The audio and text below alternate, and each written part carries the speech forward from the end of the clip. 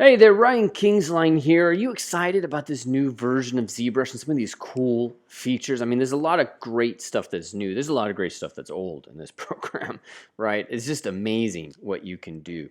I want to unpack one of these features, the vector displacement. So I'm going to just select a Dynamesh sphere, or you can just come in here and let's do the polysphere. Let's do it straight. Okay, that way we don't have to worry about Dynamesh accidentally being on, and we have some subdivision levels already established.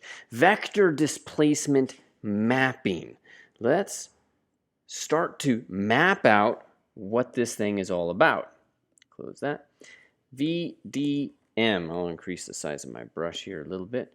VDM, okay, vector displacement mapping. This is a functionality that exists for many brushes, not just Chisel, although that's one of the ways in which it is kind of introduced. So let's introduce this feature to you. I'm going to come in here and you know what, let's do something kind of cool. Let's come into the head plane. And I'm going to come into the male 128, right? That's about right. But I'm going to smooth this guy out a little bit. And I'm going to use, this is just for the fun of it, I'm going to use these new brushes to start to turn this into actually some theme. So watch this. Okay.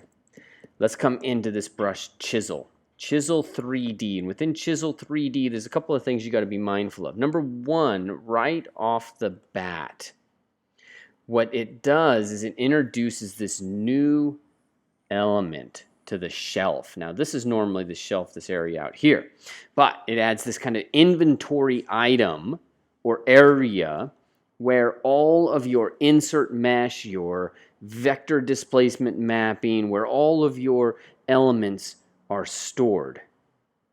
And one of the things that you'll notice, and I want you to just be thinking about this as much as you can, I want you to really be mindful of this, this merger between geometry and alphas. Now, what is vector displacement? Why is it important? Does it make alphas redundant? All right, this is one of the questions that we're going to try to answer and solve as we go through this process, so you know a little bit more about it. But one of the things to keep in mind right off the bat is that there is a spectrum. Okay, and this is an efficiency spectrum. All right, over here is alphas. Alphas, and you know what, this isn't even efficiency. You know what this is? This is cost. Let's do it. Let's call it that way. This is cost. Alphas are cheap. Alphas contain X, Y information, and they contain some value, like 255, 15. That's their black value, right? So it doesn't even, and a real alpha doesn't even contain RGB information. It just simply contains black value. Okay, that's one way to talk about it. So this is 3 units of information that are stored in memory. Geometry stores X, Y, Z of a vertice. It stores the X, Y, Z of the vertices normal. It may also store RGB for color. There may be a material index, which ZBrush stores, not a lot of other programs stores, but it can be put out there in with the OBJ files, things of that nature. And right there, right off the bat, what do you have? 3, 6, 9, potentially 10. Potentially 10 units of information. So that means, and this is where it becomes important, this means that, let's say your polygon that you're sculpting is, say, 1,000, this is 1,000 vertices, right? If you've got 10 pieces of information for each one of these, then that becomes times 10. So you know how this works, right? Drop a 0 and then go through and add the rest. So now it becomes 10,000. To represent the geometry of an ear, to represent the alpha of an ear that has relatively equal amount of information, it only requires 3,000. So that's 1/3. Okay. Now imagine on top of that you have a 1,000,000 polygon model. You got a whole bunch of stuff happening inside of ZBrush. And ZBrush is operating at 60 frames a second. Now you understand why alphas were the first thing that got implemented. But as computers and 64-bit and memory increases, now you also understand why they're moving away from alphas. All right, let's take this ear. And I always do that. I always put it on the wrong side. There you go. What? Okay. Divide this model. Let's turn Dynamesh off. And I'm just going to divide. And maybe I'll come in here with clay buildup. And I'll come in and I'll set my depth down to 0. It's just a really great way to flatten this, and press Alt. Create a little home for that ear. Come back into the Chisel 3D. Come back into that ear. Drag that baby out. What? Come in here with the Move brush. Move that around a little bit. Come back into my Chisel 3D. Right, and we're just unpacking it. You know what? Let me do some good here. Everybody misses these quadrants of the eye. Let's come in and we got to increase our depth. 7's okay. You got to make sure you get this inner right corner of the eye, and you got to get that glabella and all that stuff indicated. You got to get this area for the infraorbital margin underneath. You know, most people get the outside, but this inside, these two inside quadrants, I'm going to just really hone this in. There we go. Notice how I just push and push and push, because I can always build back up, but I use this to really push things back. I'm going to really outline that. Let me give a little bit of a cheek in there. Okay.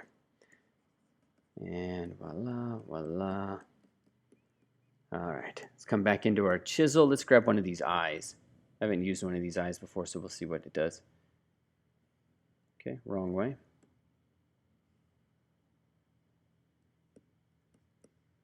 Pretty crazy. Now let me try something else. Take this depth slider, because it's too far forward, right? Let's smooth all this out.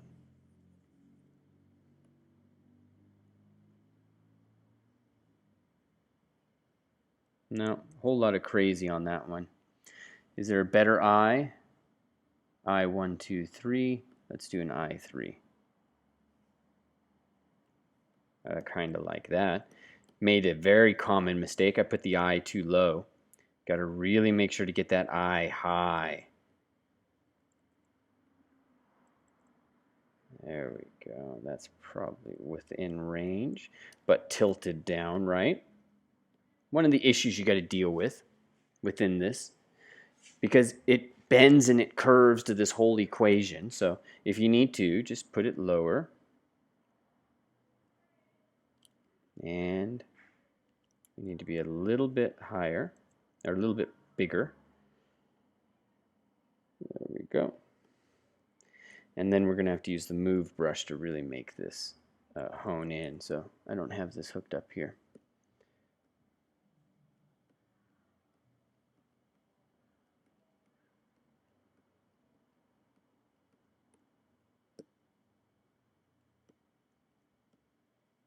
Really push this in a bit, still get my angles in,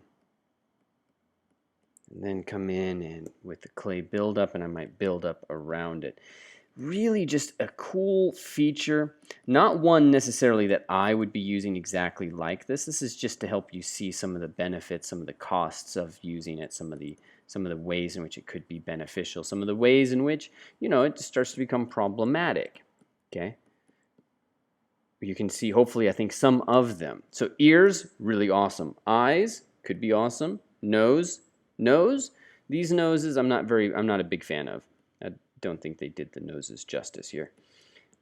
But one of the things to keep in mind is not just this embed, but keep in mind Z intensity. In fact, Z intensity might be what we wanted to do with the eye. So with the Z intensity,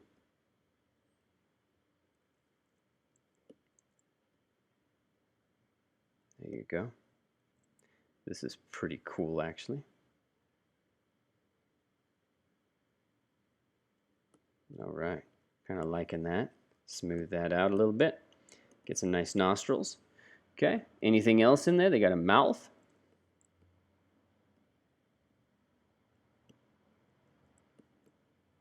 In bed, set your Z intensity a little higher. Let's turn symmetry off, or just make sure we are locked in there.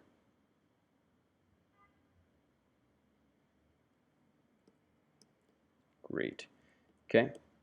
Some good things, some bad things about it, but vector displacement isn't meant to replace you as a sculptor. So don't think about it in terms of just this chisel 3D.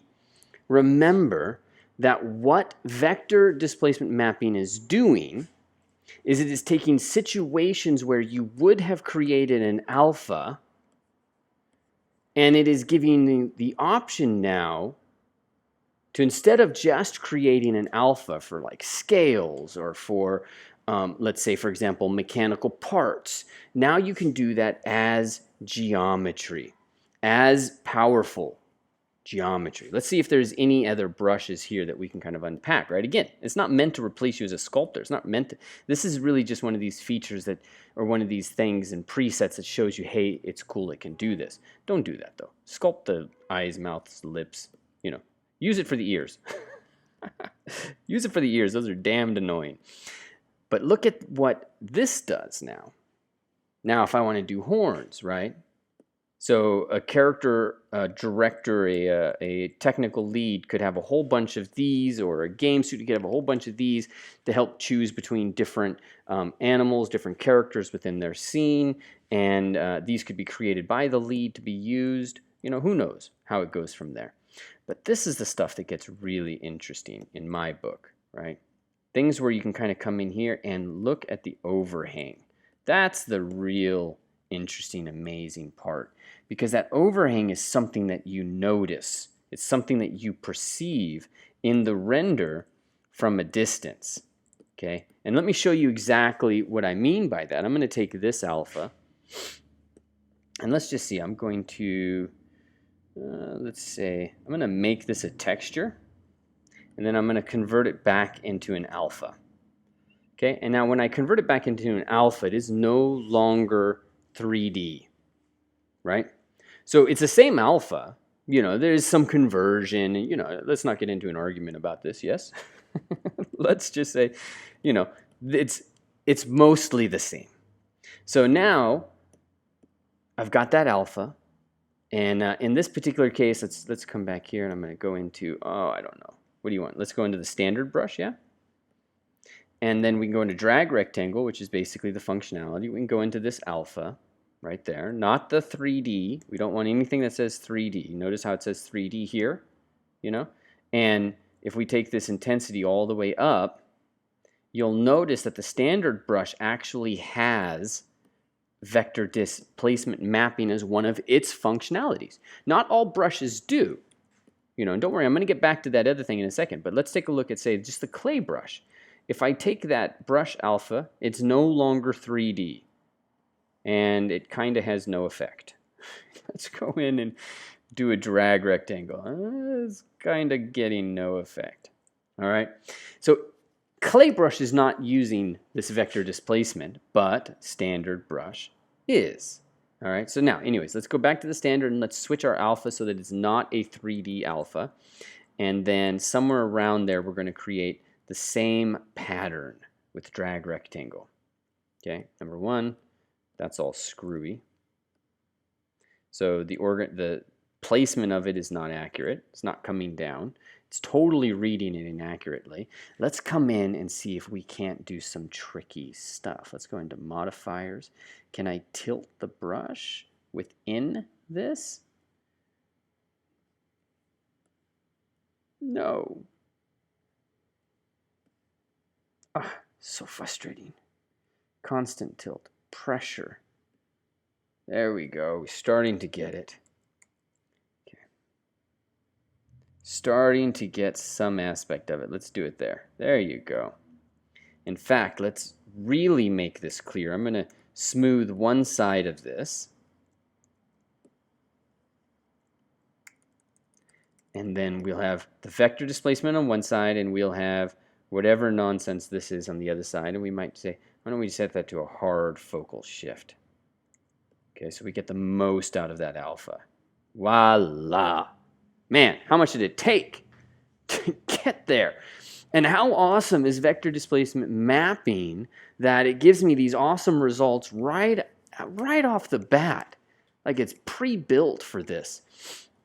Before, if we wanted to do this, we would do things like bring this out. Now, of course, we got these problems, and so then we would have these seams between it, and then we would smooth this out a little bit, and then once it's smoothed out a little bit, we might come in with Damien standard brush, and we might sculpt some undercuts. Okay, really small, and then that's going to give us a little bit of a better look. But is it going to get us anything close to what vector displacement did? Notice how clean that shadow is, how real, how accurate everything is, and you're not playing with all of these crazy trying to make it look like this, trying to make it look like that. It's authentic.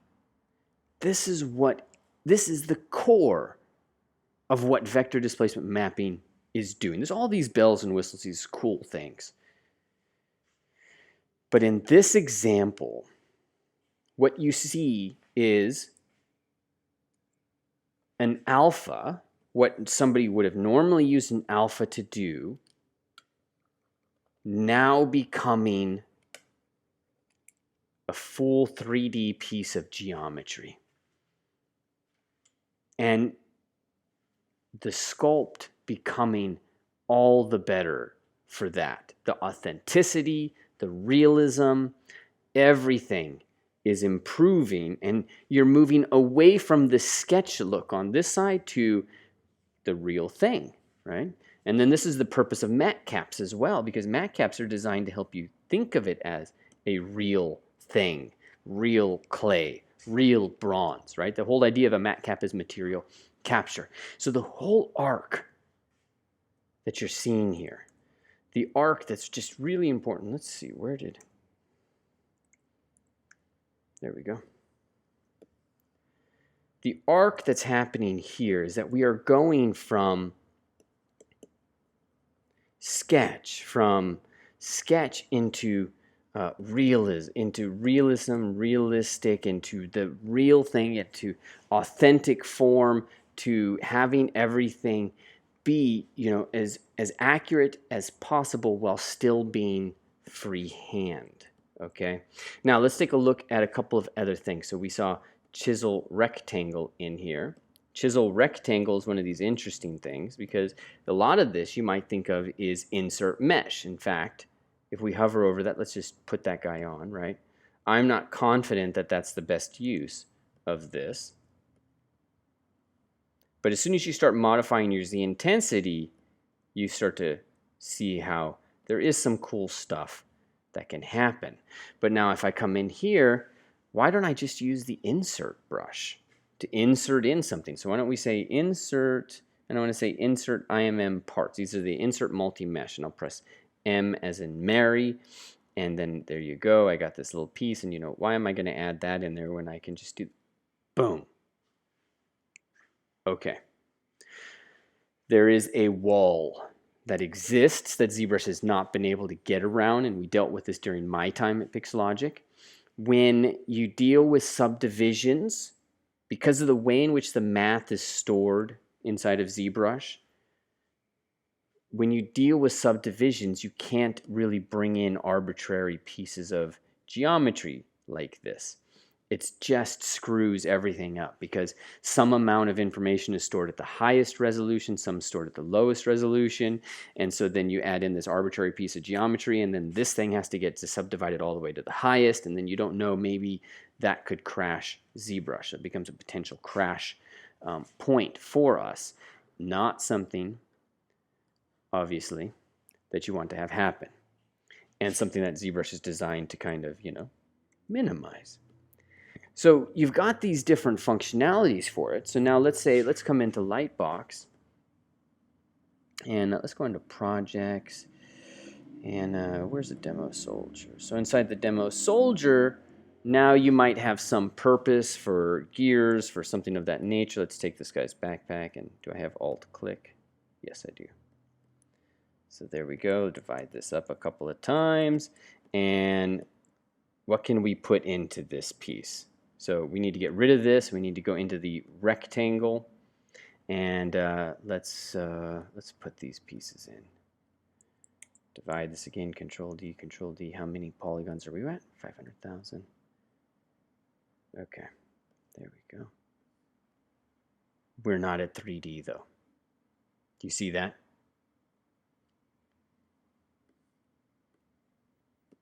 This is confusing, huh? We walked right into it. We were like, Chisel, VDM, and then you go to Chisel Rectangle, and you're like, oh, this is not Vector Displacement Mapping. What happened? Why are these not working? So that is something that's there inside of ZBrush. And one of the reasons why I wanted to pop on here and make sure that you understood, you know, Chisel is Chisel. And it does have this beautiful 3D capacity for vector, but there are several brushes. And so a lot of people forget one of the key components of ZBrush is understanding brush type. Do you see right here in the brush where it says base type equals single layer? The brush system, if we were to just talk about this for a second, this is something I talk about in the CERT course, but the brush system, and I call it a system, man. I call it, ZBrush to me is an ecosystem of features. It's a forest. It's not a menu. You don't go to ZBrush and say, hey, I want some of the carrots with the broccoli, and then put some spaghetti off to the side with 2.6 ounces, right? That's what you do in Maya. You order 2.6 ounces of spaghetti because you're on a diet. And you want to figure everything out and be very precise about it and get everything just right so that everything is perfect in the universe and I ate just the right amount of food. No, that is not the way ZBrush works, right? ZBrush is crazy. I mean, you go this direction and you go that direction and you try this and you try that. It's an ecosystem. And at the base of the ecosystem, all ecosystems are basically incredibly complex systems. And so if you go back in history, if you go back, way back in history, you'll see a couple of different, you know, ways of thinking about systems.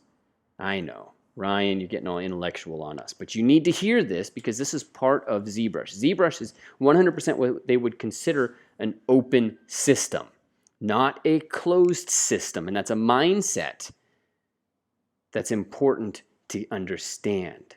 Okay, a closed system is Newtonian physics. Physics? Can you spell it, Ryan? Listen, I understand this stuff. Doesn't mean I can spell it, all right? So, God help me. We're going to have to leave it at that. I think that's right. An example of this is the third law of thermodynamics. And the third law of thermodynamics is this tiny little law. It says that all things equal, everything dies. You know, I'm paraphrasing here, but all things equal, everything dies. It's the law of entropy. Basically, if you don't put energy into something, it dies. That's what it says, okay? But then open systems exist over here, like ecosystems and forests or biology, right? This is when it happened. It happened, what I was studying was this guy, Ludwig von Bertalanffy, and I'm totally misspelling that, Ludwig von Bertalanffy. And Ludwig developed he was one of the people right there in the 40s, 30s, I can't remember when, that was really working on the idea of open systems. And they were trying to describe biological behavior. They were trying to really describe, if I remember correctly, how stem cells did what stem cells did. And how certain cells you could place in different areas, and at different points in their history, in their lifespan, if you moved a cell from a fetus, from one part of the fetus to the other part, then, well, you know, it would just take the shape of that arm. It would just become part of it.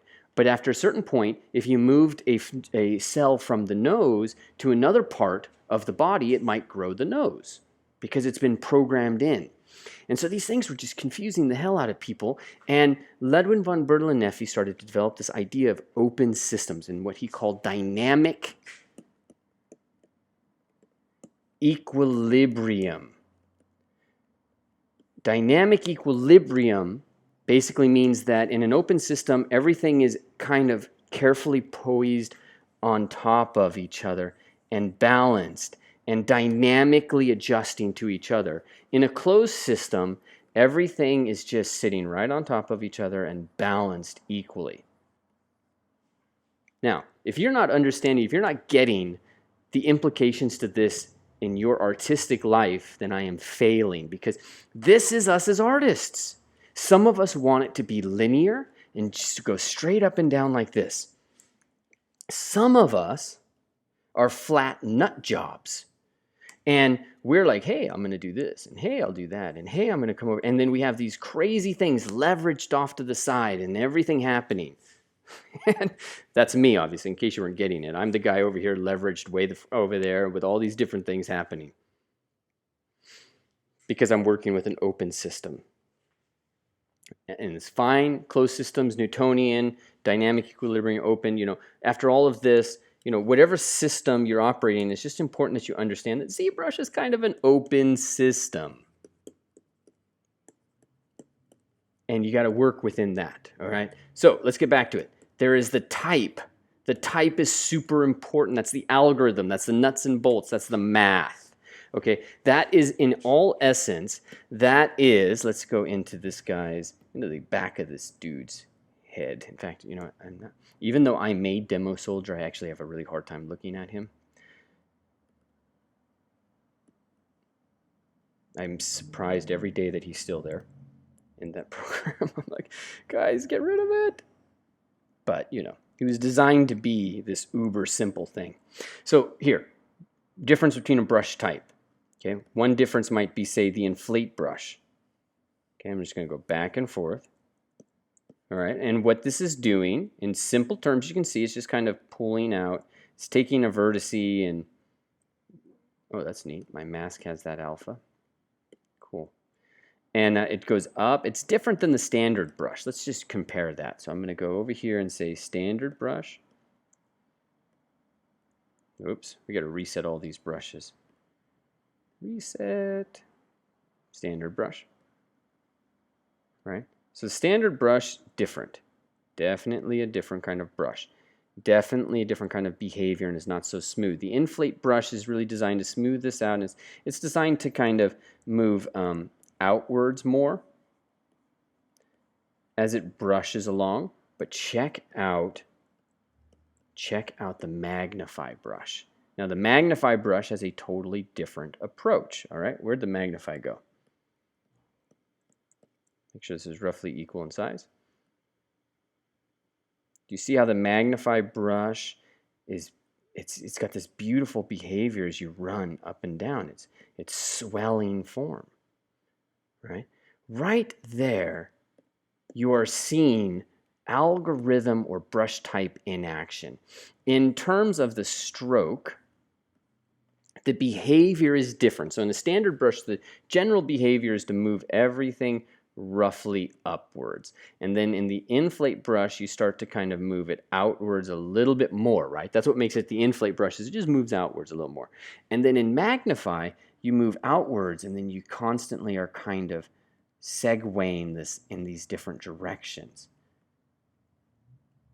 right? And it really helps swell that form out. The simple direction there, that's an algorithm in action.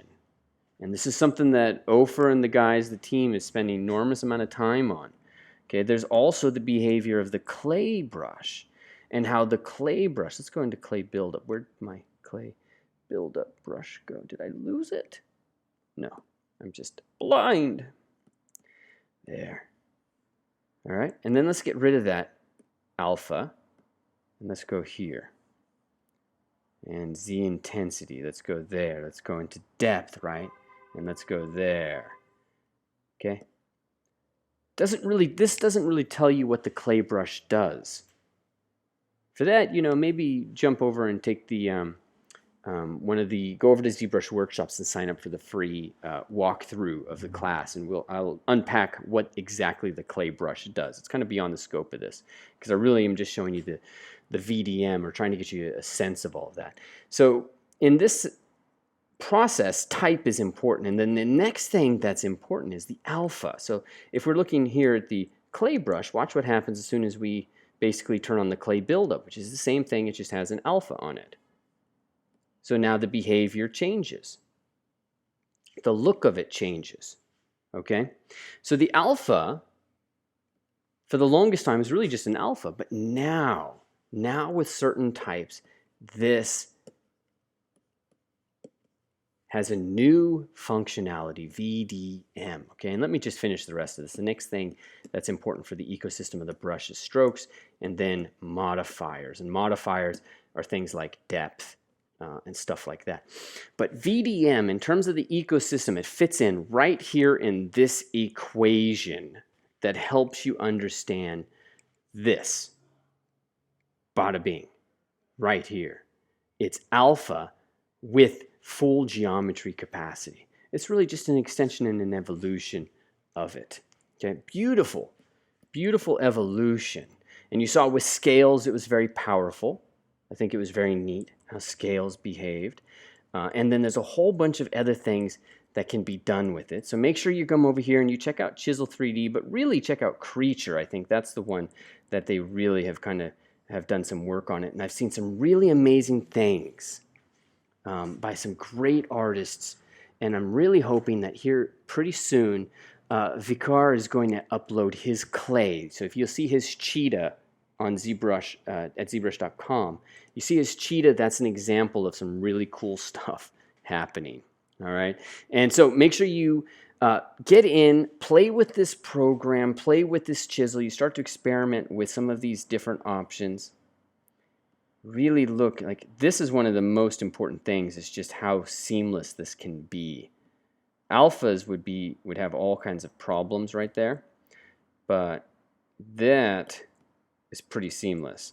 And I can divide that. Look at that. I mean, if you're careful, this is a level of carefulness that alphas required so much more work than this. You know, notice I'm getting a lot more resolution now that I've upped the geometry level. Okay. All right. What do you think?